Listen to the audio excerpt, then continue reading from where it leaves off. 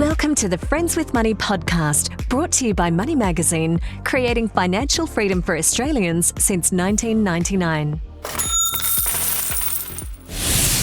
Hello, and welcome to the Friends with Money podcast, your weekly pod to help you save and make more money. My name is Michelle Baltazar. I'm the editor-in-chief here at Money Magazine. Thank you for joining us. From buying a car to getting a pay rise, there is one skill that comes in handy to get a really good deal: our negotiation skills. But this is not a skill that comes naturally to many of us, myself included, nor taught at home. I have to say that I do have an auntie who tries to negotiate a 50% discount everywhere she goes without batting an eyelid. And I think to myself, how do you do that? Well, today we are talking to someone who's better known as the value negotiator. She is the author of a new book called The Negotiation Playbook: Strategies That Work and Results That Last. Now, she's not just a negotiation specialist. She's a non-exec board director, a coach, and now an author. Her name is Glin Bayley, and she has trained executives at companies like Woolworths, Lend-Lease, and Arnott's. Well, hopefully by the end of the episode, we'll learn a thing or two on how to negotiate when it comes to our finances. Glin, welcome to Friends with Money. Thank you so much for having me on the show. It's great to be here. Now, congratulations on your new book. I think it will come in very handy. I will recommend it to all my family and friends. This is definitely a life skill, from negotiating your deals, probably in a business environment, or even your personal relationships. So if you don't mind, because our listeners probably are thinking, great, I will learn a thing or two on discounts or probably negotiating a better job or salary. Let's focus on that first. What would you say would be your top 3 tips when it comes to how do you enter a negotiation? So the very basic mindset before you get there. Yeah, I think the key thing is recognizing that the negotiation begins long before you are at the table, either physically or virtually, with the other person that you're negotiating with or seeking to reach an agreement with. So in terms of preparation, if I was to say, for example, a salary negotiation, think about the timing around when you ask. Most people ask for a salary increase after they've already delivered all of the value that their bosses, their companies were expecting them to deliver. And at that point, they have the least amount of leverage. So if you approach the conversation around the expectation of a salary increase before you are agreeing and committing to what you're going to do in return for that, you have a lot more leverage when your manager and your team need you to deliver a certain outcome. And in order for you to commit to that delivery, you also agree what you want in return for that outcome. So it might look like in terms of, I want to achieve a salary increase of X% by this time next year.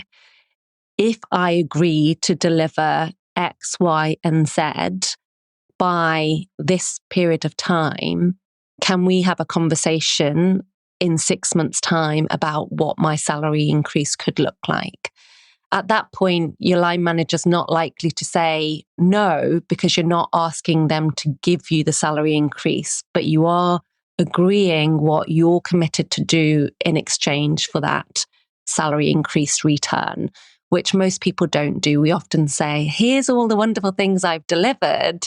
Now, can you give me some money to compensate me? And it's too late by that point, because at least this way you get to determine how much you invest in terms of time, energy, and commitment to delivering something on the basis that you're going to get something in return. Because if the likelihood of your salary increase is low, or they say, oh, well, look, you're only going to be able to get a 1%, 2% salary increase at best, given current market conditions, I would argue, well, you need to look at where else you'd be better leverage to spend your time that could give you a greater return on your investment.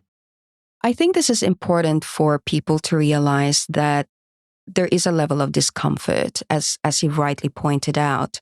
And guilty as charged, certainly when I first started working, you kind of build up this suite of accomplishments. And then at the end of the year, you go, well, I've done all this, now pay up. But you're saying that that is not the right way to go. You really need to prep for it. And there is that very early kind of discussion to say, these are the things that I'd like to do. And that seems reasonable enough.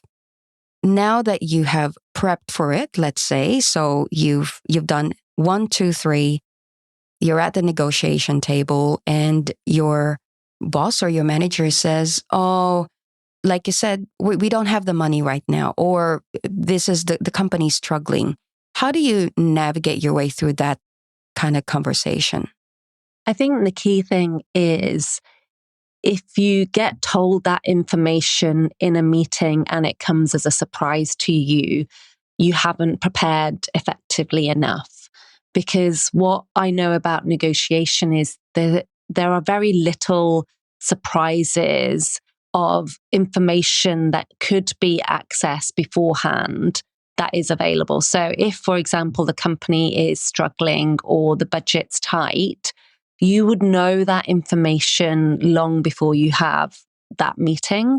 So my encouragement would be, first and foremost, when you're making that commitment to laying a very ambitious objective down, hey, I'm seeking a 20% increase in my salary. I'm going to sit down with you at the 6-month mark and we're going to discuss my progress and how we're tracking towards that.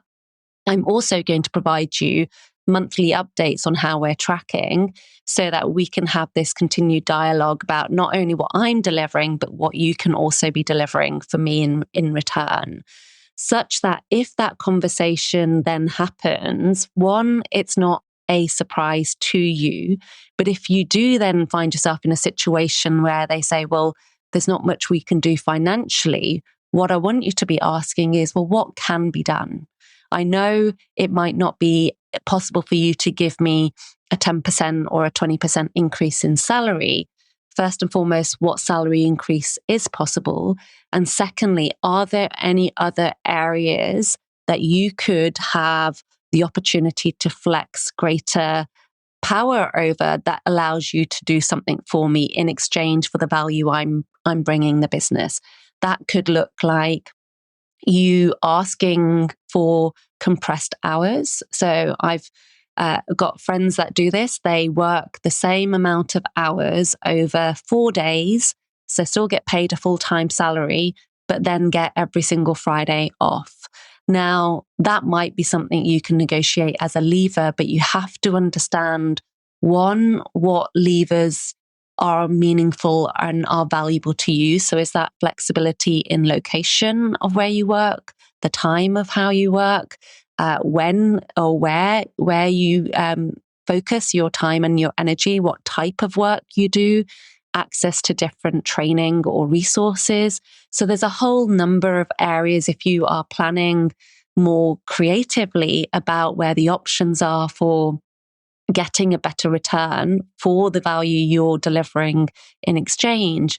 You can start to open up the dialogue around what is possible rather than be willing to accept what isn't possible. Because we know it's very difficult for people to give us pure cash at times, because if the company is struggling and there's an economic crisis, that's the natural default that line managers and businesses will take.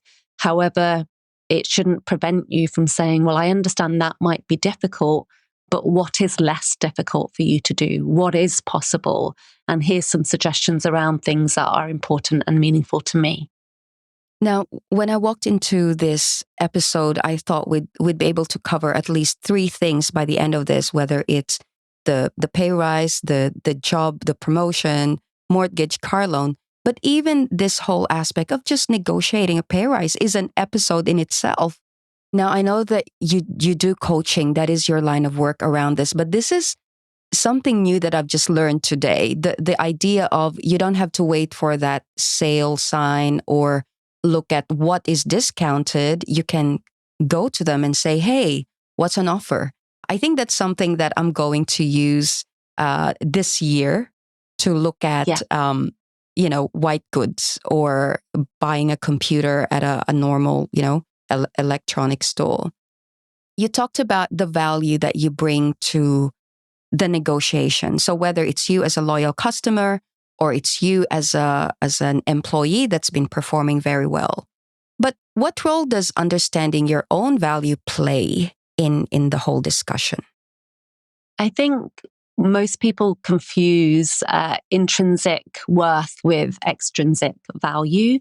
And sometimes we think, oh, if I ask for this, someone might not think that I'm worth this much, for example, with my salary increase example. Or if I ask this question and I say it wrong, or I don't ask it effectively, people are going to think less of me. And from a psychology perspective, the reason why most people avoid negotiating or leaning into that discomfort to make a bigger ask is because there's a deeper inner need that we all have to know that we are valued and that we are of value. And we fear diminishing that value in ourselves all the time. And what I say is there is never, your intrinsic worth as a human being is never on the table to be negotiated up or down. And I think once you recognize that the only person that can diminish your internal intrinsic value is the way you perceive yourself, then you can start to remove that from your focus area to say, okay, well, my intrinsic value never changes. I'm worthy as a human being. So even if I get this wrong, it's okay. Who I am and my value and my worth will not change. What does change is the extrinsic value that's available to you from the other party. So your salary will fluctuate depending on the market's level of interest in your skill set, the level of competition in the marketplace for the value you bring and the skills you offer. The discounts you get will be dependent on the conditions available in the economic environment that you're operating in, or the level of competition different supermarkets or stores or service providers are having with their own competitive set. So when you start to realize the game most people think they're playing is an internal one, and if you can say, well, actually, no, I'm good. What I need to determine is what's the game available for me to play externally, and how can I see where the value sits and not make it about what my own internal fears are. I think it allows you to step into something far more powerful and a much more confident version of yourself, because going for no actually doesn't scare you. It almost becomes a game to say, well, let's see how many people say no. And actually, you'll probably be surprised that you're more likely to get a yes than a no because you're asking significantly more frequently. Well said. And I know that this is in the middle of the episode that we're talking about this, but that is incredibly powerful to talk about your intrinsic worth versus the external value. And I'm beginning to think that my auntie has such a strong sense of worth that she could just say, hey, this is not about me. This is about, hey, can you give me a 50% discount? So thank you for sharing that. Now, this is kind of a follow-up to what you just said, but why do people kind of try to steer away from negotiating? And I know that we have a lot of money readers who have emailed us in the past and said to us, I really don't want to negotiate my salary. I just want them to give it to me. So what are the reasons why we kind of move away from it or avoid it altogether? Why can't it be a positive experience? Yeah, I think it's the story we make up in our mind about what it means for us. Most people perceive negotiation to be a combat where it's going to be a competitive situation. I want something and the other party won't want to give it me. And it becomes a fight internally in our own minds around what we think is going to happen.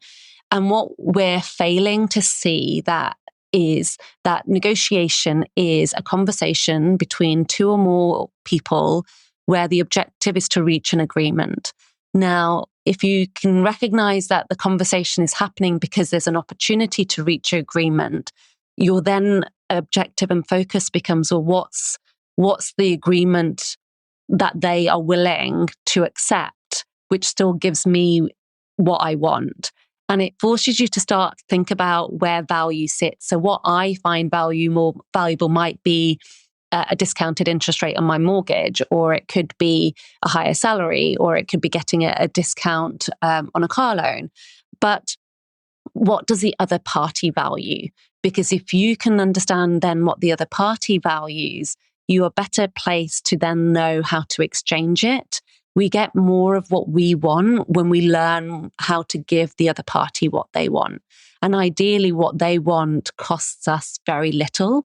And what we want that they can give us might cost them very little. So for example, if I'm asking for a 20% salary increase, I might think, wow, that's a lot for them to give me.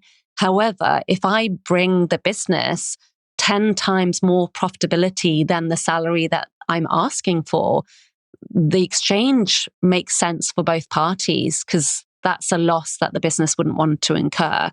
Loyalty as a customer base, for a service provider, it's much harder to attract and acquire a new customer than it is to keep an existing customer. So if you can start to recognize that it's more valuable for them to retain you than to have to work harder to find someone brand new off the street to do business with, you can start to speak into what other people's areas for value are. And the best way to discover what someone values is to ask them. And if you can ask them, what's meaningful, important to you in your business? How are you measured? In what way does doing business with you help with me help your business? And in what way can I support that?